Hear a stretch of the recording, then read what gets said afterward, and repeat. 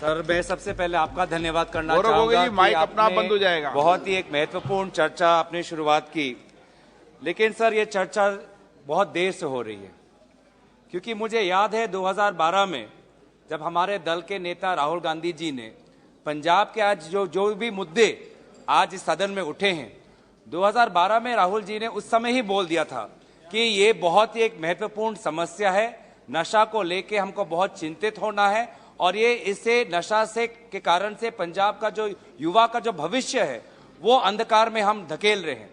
लेकिन उस समय जब सत्ता पक्ष जो हमारे यहाँ पे थे, उनकी राजनीतिक टिप्पणी आई, विभिन्न प्रकार से इन्होंने बोला, आलोचना की, तो हम बार बार ये कहना चाहते हैं कि हम विपक्षी दल होने के नाते कोई भी मुद्दे अगर हम उठाएं तो उसका मतलब यही नहीं कि आप वहीं आलोचना कर दो। किसी मुद्दे में कोई मूल्य है और उस मूल्य को समझे।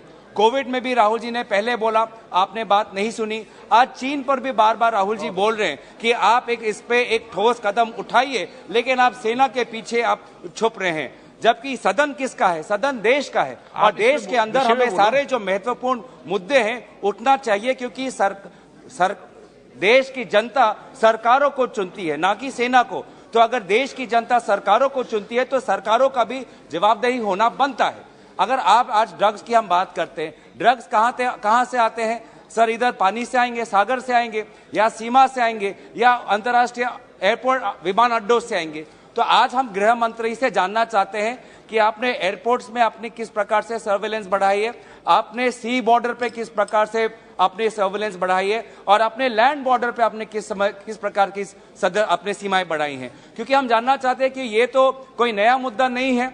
आप तो बार बार सीमा सुरक्षा की बात करते हैं, तो हम जानना चाहते हैं कि सीमा सुरक्षा पे आपने किस प्रकार से हमारे सीमा सुरक्षा बल को आपने उनको और ताकत दी है। आज उत्तरी पूर्व में हम देख रहे हैं कि म्यांमार से विभिन्न प्रकार के आज आर्म्स आ रहे हैं, ड्रग्स आ रहे हैं, सारा प्रकार का ट्रैफिकिंग आज उत्तर पूर्वांचल हो गया है, एक कॉरिडोर बन गया है जिसमें आर्म्स ट्रैफिकिंग हो रहा है, ह्यूमन ट्रैफिकिंग हो रहा है, ड्रग्स ट्रैफिकिंग हो रहा है, एनिमल बॉडी पार्ट्स का ट्रैफिकिंग हो रहा है। तो कहीं ना कहीं ये तो बॉर्डर से जा रहा है। तो बॉर्डर का संरक्षण किसके हाथ में है? बॉर्डर का संरक्षण आपके सीमा सुरक्षा के हाथ में। तो आप बताइए, आप हमें ये बताइए कि आप इंटेलिजेंस का आप किस प्रकार का इस्तेमाल करें, सर्वेलेंस का आप किस प्रकार का इस्तेमाल करें। आप बार बार हमारे ऊपर तो स्नूपिंग कर देते हैं, हमारे मोबाइल फोन पे पेगासस लगा देते हैं, पत्रकारों पे पेगासस लगाते थे। आप मुझे बताइए, पेगासस के द्वारा आपने कितने ड्रग्स नारकोटिक्स के माफिया को आपने पकड़ा है? आप जो सर्वेलेंस हम पे लगाते हैं, आपने कितने ड्रग्स के माफिया, बड़े बड़े माफियाओं को आपने सर्वेलेंस के द्वारा पकड़ा है? आप ये भी हमको बताइए। इन्होंने बहुत गंभीर आरोप किया है कि इनके मोबाइल पर पेगासिस लगा है। आधार उनको सदन में रजू करना चाहिए। ऐसे नहीं बोल सकते आप। या तो ये शब्द निकाल दिए जाए या तो वो आधार रजू कर यहां रखें। इनके पास एक भी आधार हो, किसी पत्रकार का, नेता का, उनके खुद का, यहां रखना चाहिए सदन पर।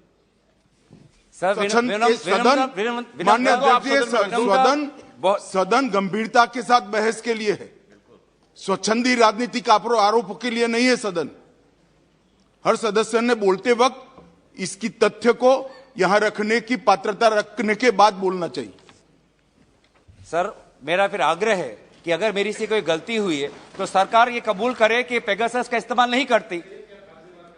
आप कहना है साहब, इन्होंने कहा है कि इस्तेमाल हुआ है, उन पर हुआ है, आप तथ्य रख दो। बाकी तो सुप्रीम कोर्ट ने तय कर लिया भाई, बदनामी नहीं है आपके नेता की तरफ। आदेश दीजिए सर, तो हम क्या कर सकते हैं? आप आदेश दीजिए, हम आपके आदेश के अनुसार आप जो भी आपको लगता है कि सदन की मर्यादा का अगर मैंने कोई उल्लंघन किया है तो आप आदेश दीजिए। लेकिन यहाँ पे सर हम जो भी हम बात रखते हैं जिम्मेवारी से रखते हैं। माननीय एक मिनट माननीय सदन उच्च सदन है और उच्च सदन में हम अपनी बात को तथ्यों प्रमाणों के साथ रखें तो सदन की मर्यादा बढ़ती। ये मेरा आग्रह है। धन्यवाद सर। दूसरा मैं बोल रहा था कि हमको इंटेलिजेंस पे, हमको सर्वेलेंस जो बात जहां से उठी है, हम ये जानना चाहते हैं कि आपने कौन सी आधुनिक सर्वेलेंस का इस्तेमाल किया है और कौन सी आधुनिक सर्वेलेंस के द्वारा अपने बड़े बड़े माफियाओं को पकड़ा है, ये हमें बता दीजिए। तीसरी हमारी बात है फाइनेंशियल ट्रैकिंग।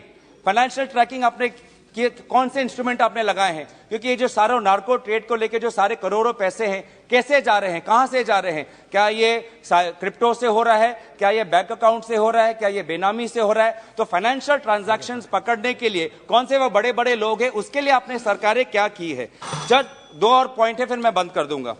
जन जागरण की हम बात करते हैं, जन जागरण की जब हम बात करते हैं तो हमको विभिन्न बेसरकारी संगठनों का हमको इस्तेमाल करना पड़ेगा, ताकि वो नुक्कड़ नाटक और विभिन्न प्रकार के जन जागरण के अभियान के द्वारा गांवों में जाएं, जो छात्रों के पास जाकर आप उनको बताएं कि इस पदार्थ की नशीली दवाई हमको नहीं लेनी चाहिए। लेकिन यह सरकार बार बार FCRA को लेकर जो सिविल सोसाइटी है उस पर बार बार ये इन्वेस्टिगेशन करते हैं और सिविल सोसाइटी को भी आज ढंग से काम नहीं करने देते। आखिरी बात है ये कि सर स्पोर्ट्स की हम बात करते हैं, हम भी चाहते हैं कि स्पोर्ट्स बने। मैं खुद भी ड्रग्स को लेके अपने लोकसभा क्षेत्र में फिटनेस के लोके में दौड़ आयोजन करता हूं। अभी तक ड्रग्स के विरोध में मैं 2-3 मैंने युवाओं के साथ दौड़ आयोजन किया है। लेकिन दौड़ के साथ हमारा जो छात्र है वो जानना चाहते हैं कि स्कूल में कोच कहां है, स्कूल में प्लेग्राउंड कहां है। तो ये सरकार स्पोर्ट्स की तो बात करते हैं, लेकिन स्कूल में कोच और स्कूल में स्पोर्ट्स इंफ्रास्ट्रक्चर में इन्होंने क्या किया है वो बताइए। और अंत में सर मेंटल हेल्थ में सभी ने ये कहा है,